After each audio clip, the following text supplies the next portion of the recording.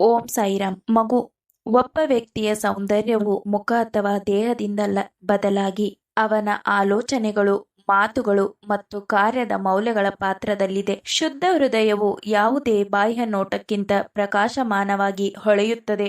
ನಿನ್ನ ಮೌಲ್ಯವನ್ನು ನೀನು ತಿಳಿದುಕೋ. ನಿನ್ನ ಬದುಕಿನಲ್ಲಿ ನಿನ್ನ ಕಣ್ಣೀರಿಗೆ ಮತ್ತು ಭಾವನೆಗಳಿಗೆ ಬೆಲೆ ನೀಡದ ವ್ಯಕ್ತಿಗಳಿಗಾಗಿ ಅಳಬೇಡ.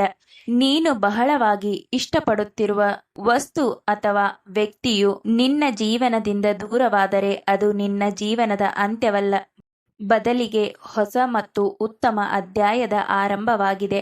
ಮನುಷ್ಯನ ಜೀವನದಲ್ಲಿ ದುರಂತಗಳು ನಡೆಯುವುದು ಜೀವನದ ಕೊನೆಯಾಗುವುದಕ್ಕಲ್ಲ, ಬದಲಾಗಿ ಆ ವ್ಯಕ್ತಿಯ ನೋವಿನಿಂದ ಹೊರಬಂದು ಹೊಸ ಅಧ್ಯಾಯವನ್ನು ಸೃಷ್ಟಿ ಮಾಡಲು. ನೀನು ಯಾವುದರಿಂದ ಮತ್ತು ಯಾರಿಂದ ದೂರವಿರಲು ಸಾಧ್ಯವಿಲ್ಲ ಎಂದುಕೊಳ್ಳುವೆಯೋ ಅದೇ ಮೊದಲು ನಿನ್ನಿಂದ ದೂರವಾಗುತ್ತದೆ. ಕಾರಣ ನೀನು ಒಂಟಿಯಾಗಿ ಬದುಕಬೇಕು. ನಿನ್ನ ಮೌಲ್ಯವನ್ನು ನೀನು ತಿಳಿದುಕೊಳ್ಳಬೇಕು.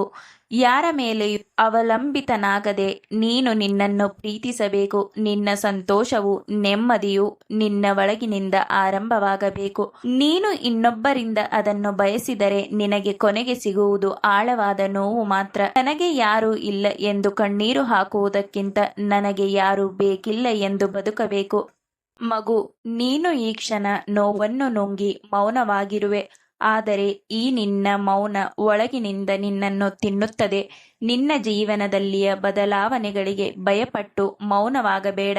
ನಿನ್ನ ಎಲ್ಲ ನೋವನ್ನು ನನ್ನ ಮುಂದೆ ಹೇಳಿ ಒಮ್ಮೆ ಜೋರಾಗಿ ಅತ್ತು. ನಿನ್ನ ಮನಸ್ಸಿನ ಭಾರವೆಲ್ಲವನ್ನು ಹಗುರವಾಗಿಸಿಕೊ. ನಿನ್ನ ಮನಸ್ಸಿನಲ್ಲಿ ಇರುವ ನೋವು, ಕೋಪ, ಕಣ್ಣೀರು ಹತ್ತಿಕ್ಕಿಕೊಳ್ಳಬೇಡ. ನಿನ್ನ ಜೀವನದಲ್ಲಿ ನಿನ್ನನ್ನು ನಂಬಿಸಿ ಮೋಸ ಮಾಡಿದವರು ಬುದ್ಧಿವಂತರಲ್ಲ, ಬದಲಾಗಿ ನೀನು ಅವರ ಮೇಲೆ ಇಟ್ಟಿರುವ ಅಪಾರ ನಂಬಿಕೆಯಷ್ಟೇ. ಇಲ್ಲಿ ಯಾವುದೇ ಸಂಬಂಧಗಳು ಅಚಲವಾಗಿರುವುದಿಲ್ಲ ಎಂಬುದನ್ನು ಒಪ್ಪಿಕೊಂಡರೆ ಜೀವನವು ಸುಂದರವಾಗಿರುತ್ತದೆ. ಮುಗಿದು ಹೋದ ಅಧ್ಯಾಯಗಳನ್ನು ಮತ್ತೆ ಮತ್ತೆ ನೆನಪಿಸುತ್ತಾ ಕಳೆದು ಹೋದ ಕಾಲ, ಕಳೆದು ಹೋದ ಸಮಯದ ನಿರೀಕ್ಷೆಯು ನಿನಗೆ ನೋವು ನೀಡುತ್ತಲೇ ಇರುತ್ತದೆ. ಅದರಿಂದ ಹೊರಬರುವ ಪ್ರಯತ್ನ ಮಾಡಲಿಲ್ಲವೆಂದರೆ ನೀನು ನಿಂತ ನೀರಿನಂತಾಗುವೆ.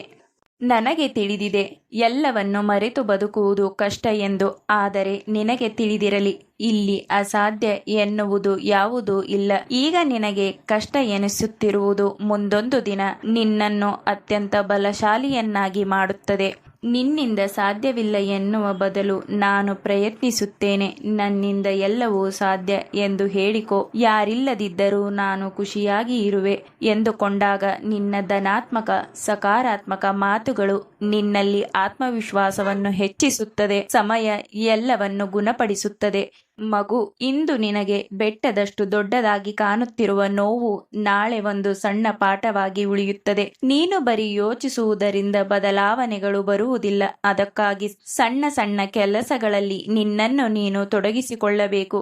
ನಿನ್ನನ್ನು ಪ್ರೋತ್ಸಾಹಿಸುವ ಮತ್ತು ನಿನ್ನ ಬಗ್ಗೆ ಸಕಾರಾತ್ಮಕವಾಗಿ ಯೋಚಿಸುವ ಜನರೊಂದಿಗೆ ನಿನ್ನ ಸಮಯವನ್ನು ಕಳೆ. ನಿನ್ನಿಂದ ಸಾಧ್ಯವಾದರೆ ನಿರ್ಗತಿಕರಿಗೆ ಸಹಾಯ ಮಾಡುವುದು, ಅವರ ಮುಖದಲ್ಲಿ ನಗು ತರುವುದು ನಿನ್ನ ಮನಸ್ಸಿನ ನೋವನ್ನು ಕಡಿಮೆ ಮಾಡಿ ನೆಮ್ಮದಿಯನ್ನು ನೀಡುತ್ತದೆ. ದಿನದಲ್ಲಿ ಕೆಲವು ನಿಮಿಷಗಳ ಕಾಲ ಒಂಟಿಯಾಗಿ ಕುಳಿತು ನನ್ನ ಧ್ಯಾನವನ್ನು ಮಾಡು.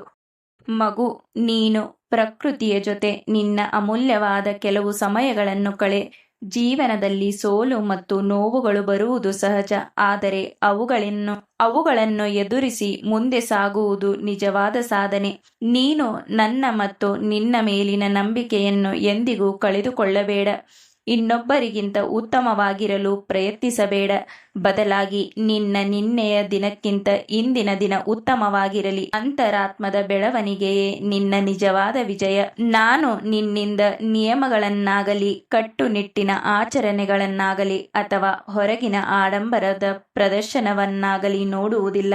ಬದಲಾಗಿ ನಾನು ನಿನ್ನ ಒಳಗಿನ ವಿರಹದ ತೀವ್ರ ವೇದನೆಯನ್ನು ಮತ್ತು ನಿನ್ನ ಸಂಪೂರ್ಣವಾಗಿ ಉಕ್ಕಿ ಹರಿಯುವ ನನ್ನ ಮೇಲಿನ ಪ್ರೀತಿಯನ್ನು ಹುಡುಕುತ್ತೇನೆ ಮತ್ತು ಅದನ್ನೇ ಗಮನಿಸುತ್ತಿರುತ್ತೇನೆ. ಓಂ ಸಾಯಿರಾಮ್.